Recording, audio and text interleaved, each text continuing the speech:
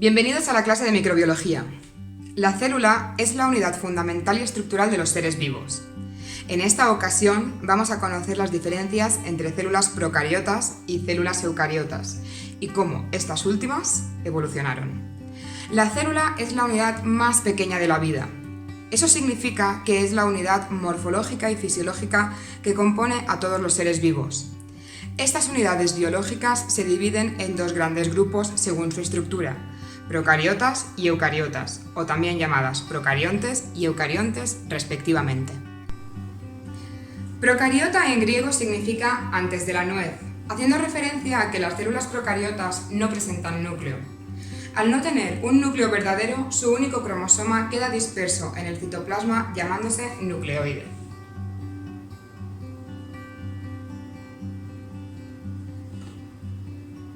Además, pueden presentar fragmentos de ADN extracromosómico llamado plásmidos.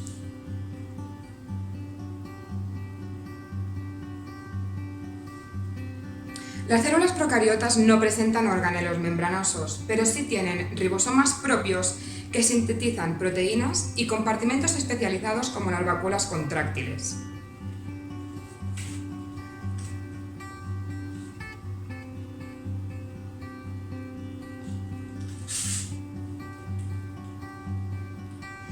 Además, presentan una pared celular de peptidoglucanos que les confiere protección por encima de la membrana plasmática.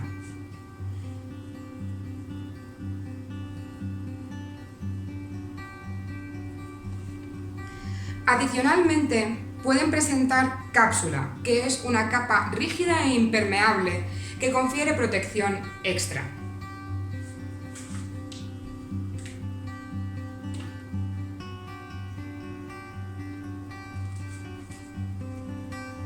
Las células procariotas también pueden presentar pilis y flagelos, que son estructuras motoras para crear corrientes o desplazarse.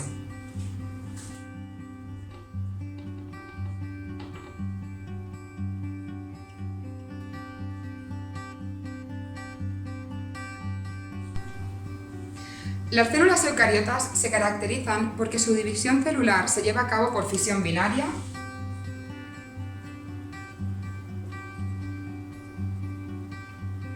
o bipartición.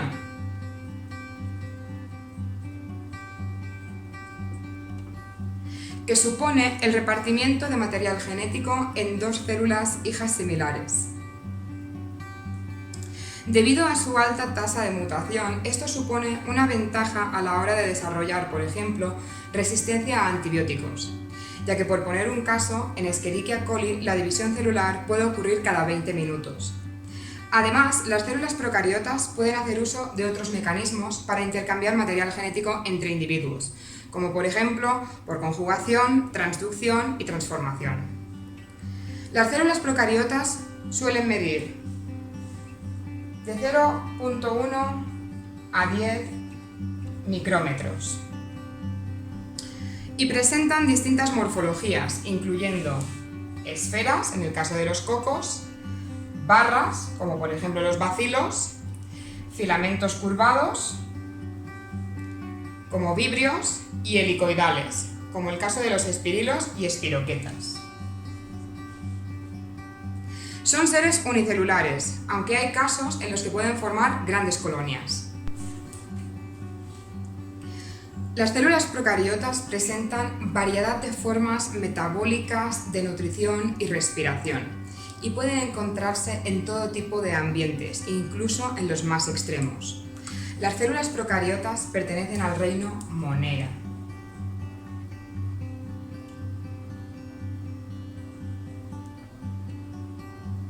Integrado por dos dominios evolutivos denominados bacteria y arquea.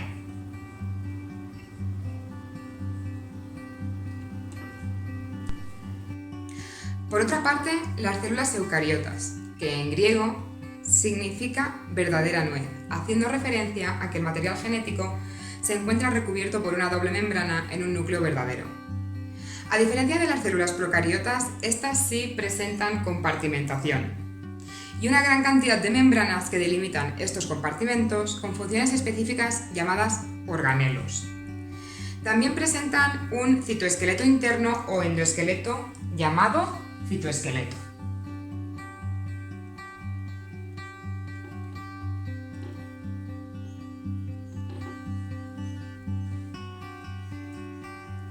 Responsable de la organización de los organelos, el tráfico vesicular y división celular. Las células vegetales presentan pared celular de celulosa.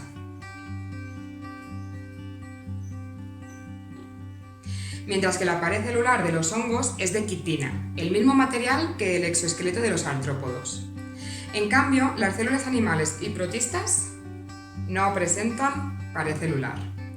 Las células eucariotas también pueden presentar pilis y flagelos para crear corrientes como las células del intestino delgado o para desplazarse, como es el caso de los espermatozoides. La división celular de las células eucariotas puede llevarse a cabo por mitosis,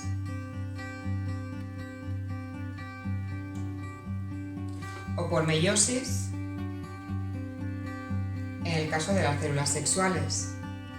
Pero también puede producirse la gemación, que supone el desprendimiento de células pequeñas a partir de una mayor a modo de protuberancias que se van liberando.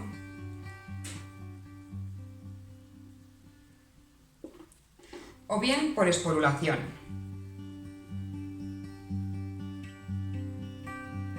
Que supondría la generación de esporas. La fragmentación también sería una forma de reproducción asexual a partir del rompimiento o desprendimiento de un tejido, a partir del cual se formará un nuevo organismo.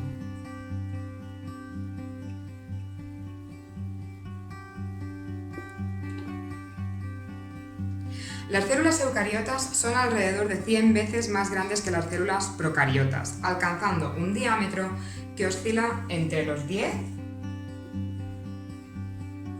y los 100 micrómetros. Presentan formas muy variadas, desde planas, estrelladas, ovaladas, estriadas o amorfas. Aunque las células eucariotas demuestran una diversidad increíble en su forma, comparten las características fundamentales de su organización celular, brevemente resumidas en este video. Y también comparten una gran catálisis homogénea en lo relativo a su bioquímica y metabolismo, si las comparamos a la inmensa heterogeneidad que presentan los procariontes y su capacidad a la adaptación de ambientes extremos. Los organismos eucariotas forman parte del dominio eucariota.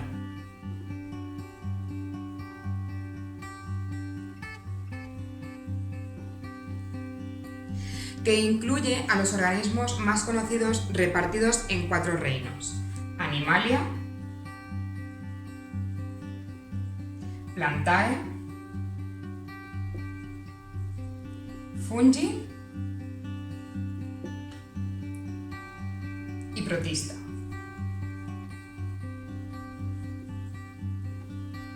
Estos últimos no pueden clasificarse dentro de los 3 primeros reinos, ya que son células eucariotas de vida libre o unicelulares. ¿Cómo se originaron las células procariotas y eucariotas? Los primeros organismos vivos podrían haber sido procariontes relacionados con el origen de la vida o abiogénesis.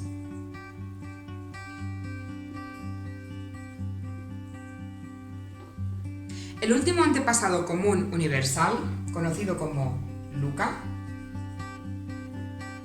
sería un organismo celular procariota evolucionado a partir de protobiontes descritos por Oparin como coacervados.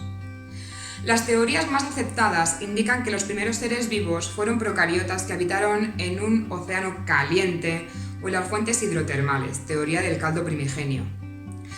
En la oscuridad del fondo del océano, en donde había un medio caliente, de alta presión, anaerobio y con presencia de dióxido de carbono y compuestos de azufre. Un medio adecuado para el metabolismo quimiosintético primigenio coincidiendo con el periodo arcaico. El origen de los eucariontes es un complejo proceso que tiene un origen procariota. Si bien hay varias teorías que explican este proceso, según la mayoría de estudios se produjo por endosimbiosis entre varios organismos procariotas, en donde el ancestro principal, protoeucariota, es de tipo arqueano, mientras que mitocondrias y cloroplastos serían de origen bacteriano. La teoría más difundida al respecto es la endosimbiosis seriada, postulada por Lynn Margulis.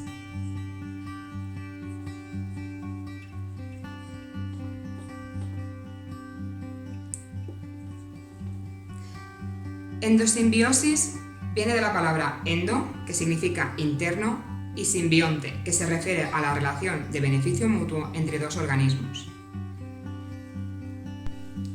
El origen de la primera célula eucariota se remonta aproximadamente hace 2.700 millones de años, donde se llevó a cabo la fusión de una arquea que utilizaba azufre y calor como fuente de energía con una bacteria anaerobia.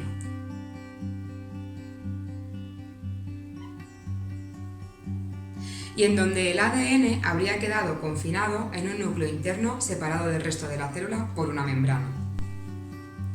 Hace unos 2.000 millones de años, una célula eucariota anaerobia capturó bacterias aerobias.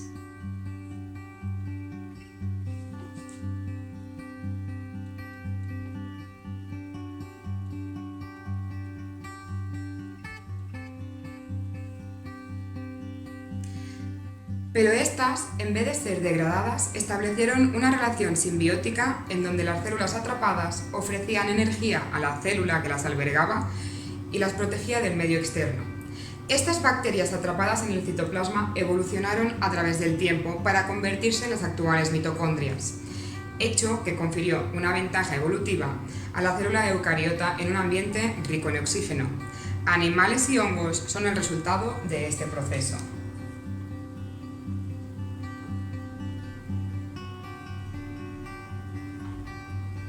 Hace aproximadamente 1.200 millones de años, una célula eucariota capturó bacterias fotosintéticas.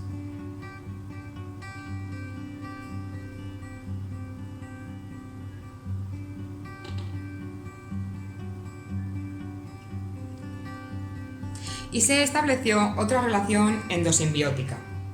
Estas bacterias fotosintéticas atrapadas en el citoplasma evolucionaron a través del tiempo para convertirse en los actuales cloroplastos, los organelos encargados de llevar a cabo la fotosíntesis. Esta fusión dio origen a las algas verdes y posteriormente a las células vegetales actuales.